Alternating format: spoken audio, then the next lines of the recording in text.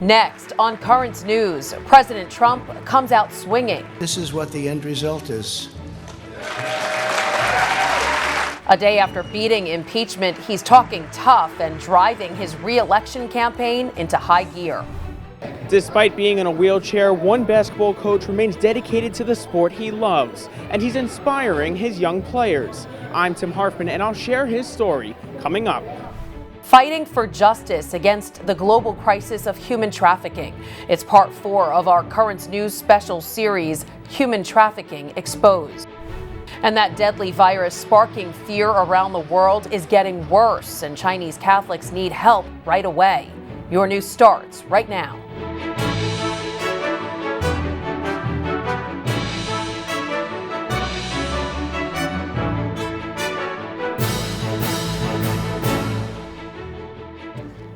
Good evening, I'm Christine Persichetti. President Trump taking a victory lap this afternoon, hours after being cleared of the impeachment charges against him.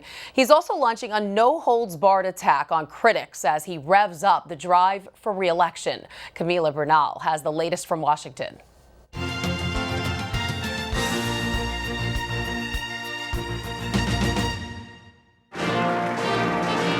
An acquitted President Trump walking into a standing ovation and describing what he says he's been through since he decided to run for president. It was evil, it was corrupt, it was dirty cops, it was leakers and liars. With praises to his legal team, the president reiterating his innocence. We went through hell unfairly, did nothing wrong, But this is what the end result is.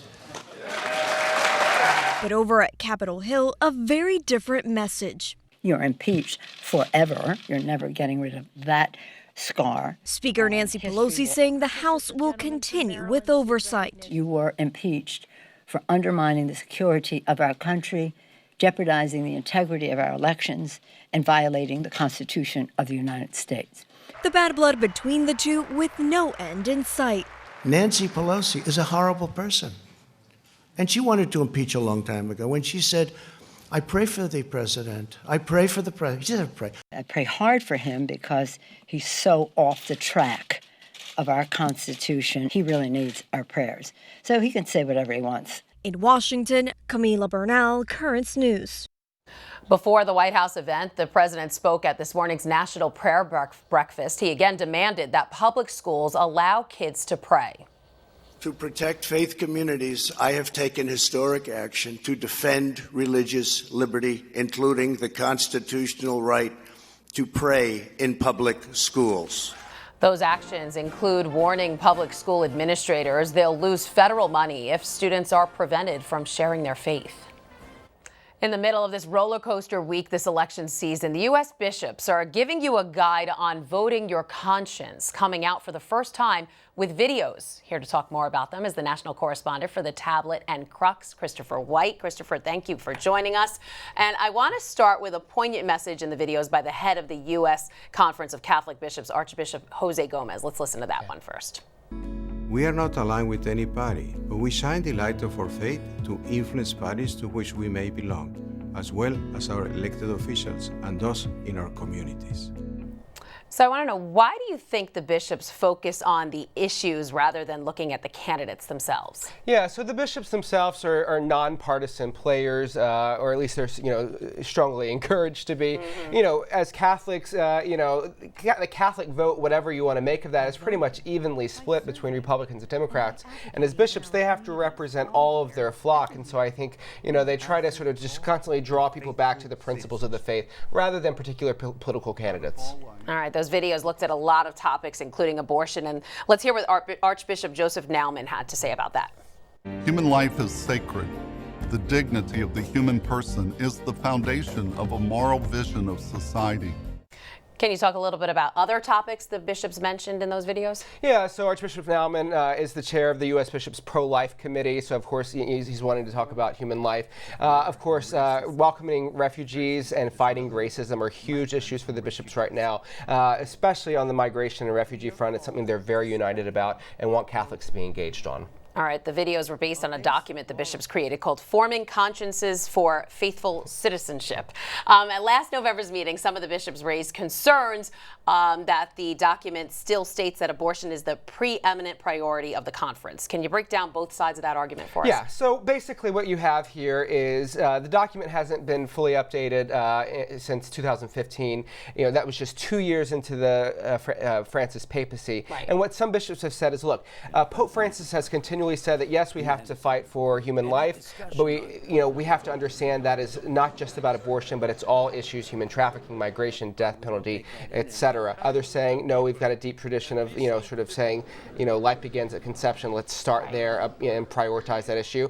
And so I think that's what they're sort of divided on. All right, Christopher White, the national correspondent for the Tablet and Crux. Thanks for joining us. Thank you. And those videos are available on the USCCB website. The caucus chaos continues in Iowa 3 days since the votes were cast. Reports tonight say the partial results released yesterday were riddled with errors and inconsistencies. According to this outside analysis, more than 100 precincts reported results that were internally inconsistent, even missing data. Those results put Pete Buttigieg ahead of Senator Bernie Sanders by just 0.1%. Now the national party chief wants a complete recanvass of the vote.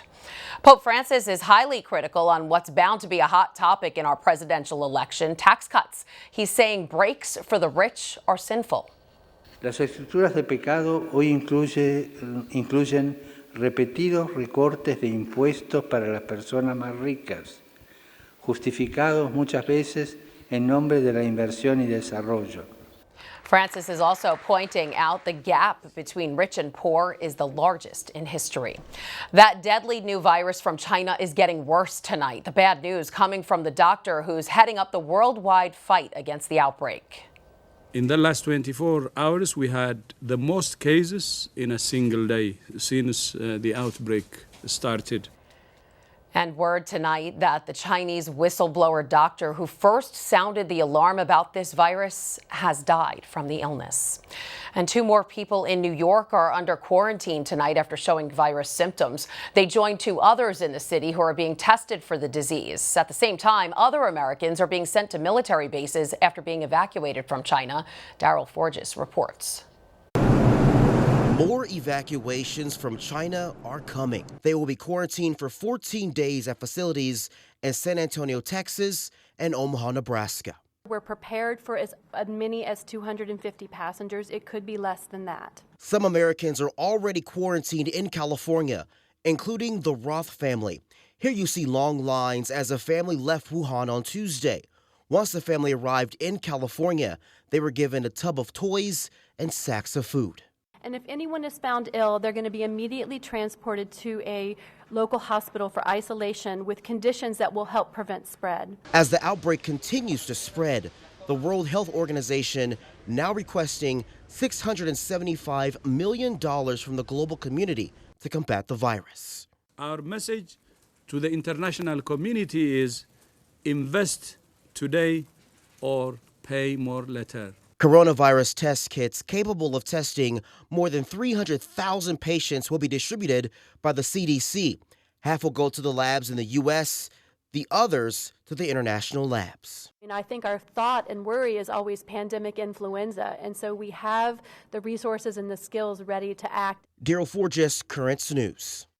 There's an urgent plea tonight from the only Catholic charity in China. They need help fast. Hospital beds are in short supply, and they're also running out of protective gear.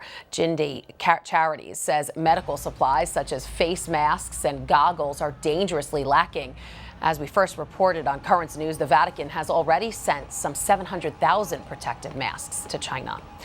There's troubling news that's just coming in today. Salvadorans deported from the United States are reportedly being murdered. Human Rights Watch is saying at least 138 people have been killed after being sent back home to El Salvador. That report is backed up by an advisor for Catholic Relief Services who's in the country. He says the danger is real and he knows of some of the cases. El Salvador is a large source of migrants fleeing gang violence and poverty.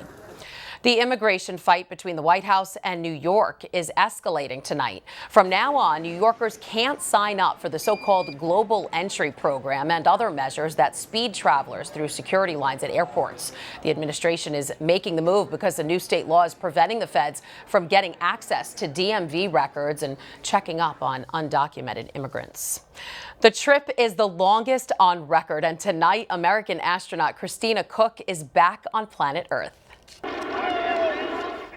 She smashed the mark for the longest single space flight by a woman ever. The scientist spent nearly a year at the International Space Station. That's less than 2 weeks short of the all-time record set by Scott Kelly.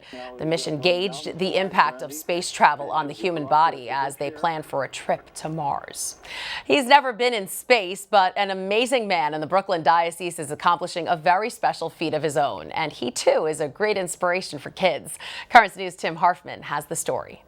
Who's number one? We are! Who are we? Zeros! Let's go. Chris FRAZIER enjoys coaching the 7th grade basketball team at St. Rose of Lima, but he does it differently than most. From his wheelchair, God gave me the knowledge. Not only did he give me the knowledge, he gave me the articulation and the wisdom to be able to pass that knowledge on. Chris was a 6'2" point guard and a star player at Brooklyn College. He had plans of playing professionally overseas. In 1987, that all changed. He was in the back seat of a car. The driver fell asleep at the wheel and hit a fire hydrant. There was a lot of anger for myself and a lot of disbelief that I would never walk again. That's when Chris devoted himself to coaching. A lot of people invested in me at the time and trying to give me aid. And when I would see young people trying to play and wanting to get better, I decided, you know what? I've got all this knowledge. Let me help them. Today, he's making a full court press to encourage young players on and off the court. It's inspiring because usually some people in a wheelchair, they get depressed or they don't want to do anything. But to show that he comes out, it means a lot to me. It shows us how dedicated he is and how much we want to work harder to win for him. I love the move because you went in strong, okay? Keep going strong. And that's what Chris is doing, going strong with his team at St. Rose of Lima. Good game, good game. In Rockaway, Queens, Tim Harfman, Currents News. Stay with us for a report you'll only see on Currents News, the latest installment of our special human trafficking series.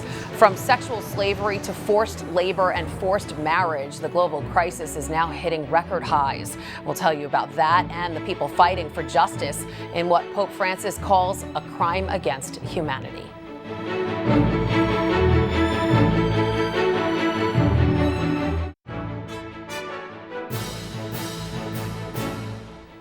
Tonight, our special series, Human Trafficking Exposed, continues with a look at the scope of the problem overseas. Senior reporter Tamara Lane joins us now with part 4 of our series. And Tamara, it's not just a problem here then. That's right, Christine. It's happening everywhere. Throughout our series, we've talked a lot about trafficking here in the U.S., but authorities are warning that the number of people trapped in sexual slavery, forced labor, forced marriage, even organ trafficking around the world is hitting record highs. Now survivors and advocates are demanding that businesses take action to help stamp out this growing crisis.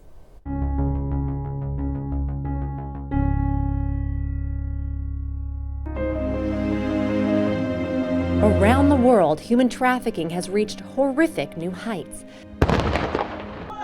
Fueled by violence, poverty, and the effects of climate change, traffickers are finding new opportunities to prey on those who are searching for safety. Trafficking is increasing instead to diminishing. At the Church of the Holy Family near the United Nations, Sister Gabriella Bottani met with us to talk about how she has seen the abuse around the world proliferate. And one of the things that is struggling me a lot is that the normalization of exploitation. Sister Bottani is the international coordinator for Talitha Cum, an anti-trafficking network of Catholic religious orders.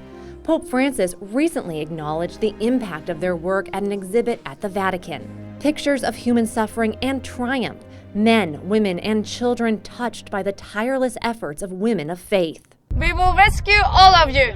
But the work is only getting more dire. As the flow of global refugees increases, human trafficking reports have simultaneously hit record highs. Shocking revelations from the International Organization of Migration found 70% of migrants traveling from Africa to Europe have been victims of human trafficking.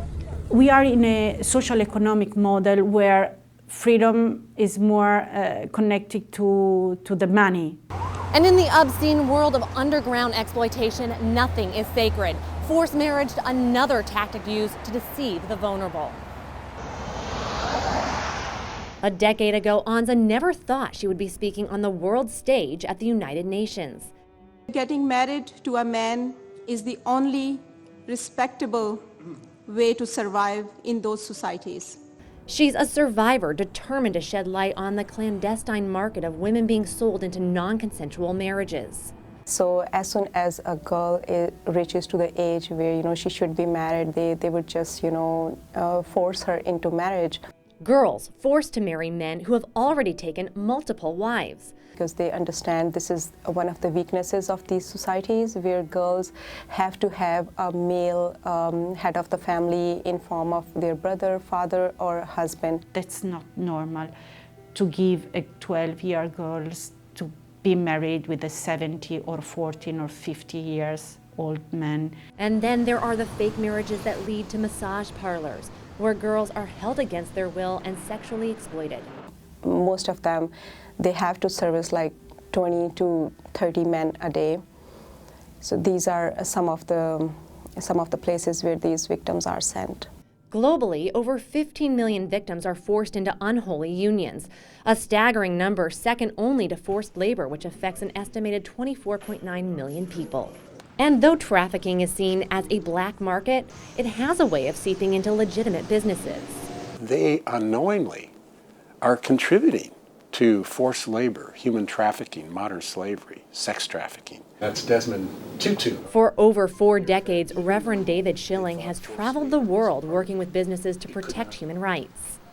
We have a responsibility to address trafficking and other human rights issues and abuses by utilizing our influence and leverage as shareholders.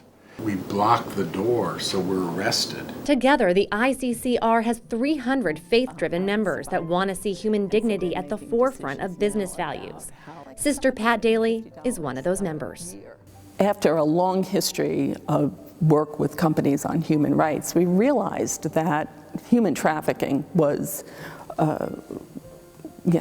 now prevalent. They point out the harsh reality that some of the products we buy and consume every day, like groceries, cars, clothes, even the fish on our dinner plates, could all be touched by the hands of slave laborers. We started to work then with companies that and really look at asking them to look through their supply chain. In 2005, they took aim at the hospitality industry. A member noticed a legal case involving Marriott in Costa Rica where children had been exploited. We filed a shareholder resolution that went to the company, identified all the issues around egregious violations of children's rights, and to Marriott. And it worked. They quickly developed new employee policies that helped lead the way to their latest program, to train 700,000 employees in partnership with the anti-trafficking organization ECPAT USA. Carol Smolinski helped implement that program. We really needed to work with the travel industry, not because they explicitly support trafficking of children, but because their facilities, their hotels, their airlines, their tours might be a place where children are sexually exploited. Businesses, advocates, survivors, and the faithful, using all possible means to end modern-day slavery. But what will it take to completely defeat such evil? First of all, we have a lot of laws, but they have to be implemented. The second thing is, let us follow the money. And then the third thing is to tackle the root causes of trafficking.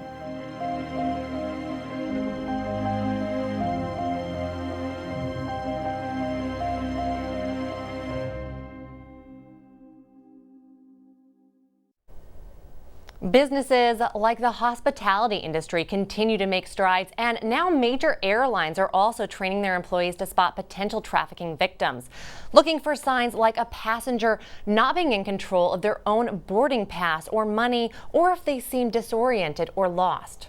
Christine? Yeah, Tamara, as you said, businesses are really taking the initiative, training their employees about this important issue. Can you explain how investors can also help? Oh, of course. So as Reverend Schilling said, investors have immense influence within companies as shareholders. And what they can do is they can insist that businesses employ best practices, especially in their supply chain. So let's take an example, car manufacturing. Here in the U.S., we have regulations, and you don't expect to find children working in manufacturing sites or forced labor. But if you go down the supply chain to where maybe they're getting the minerals for these cars, you might find child labor or forced labor within these mines. And so what investors can do is they can demand that businesses do better. Wow. All right, Tamara, thank you so much for that. And in our final report, survivors get the last word as they find their voice to heal their hearts. The conclusion of our special series, Human Trafficking Exposed, next Thursday at 7. And if you or someone you know is a victim of human trafficking and needs help, it's out there. Call the National Human Trafficking Hotline at 888-373-7888. That's 888-373-7888. Or you can visit their website, humantraffickinghotline.org. And stay with us for an uplifting report. A night to shine. Tim Tebow is the organizer behind what's being called a prom for people with special needs. We'll hear from the well-known Christian who wants the dance to honor God. Do you have a story idea or want to share a tip? Email us at newstips@desalesmedia.org or call our 24-hour number, 718-517-3122. We'll be right back.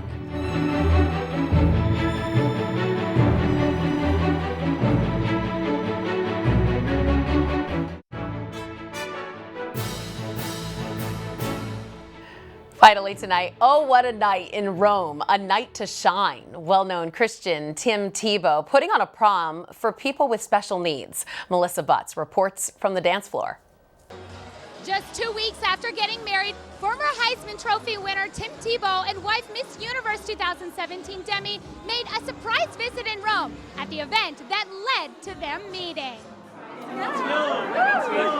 A red carpet, dazzling lights, and roaring applause. Just one day after finishing their honeymoon, this is how newlyweds Tim Tebow and wife Demi welcomed others at a dance for people with special needs.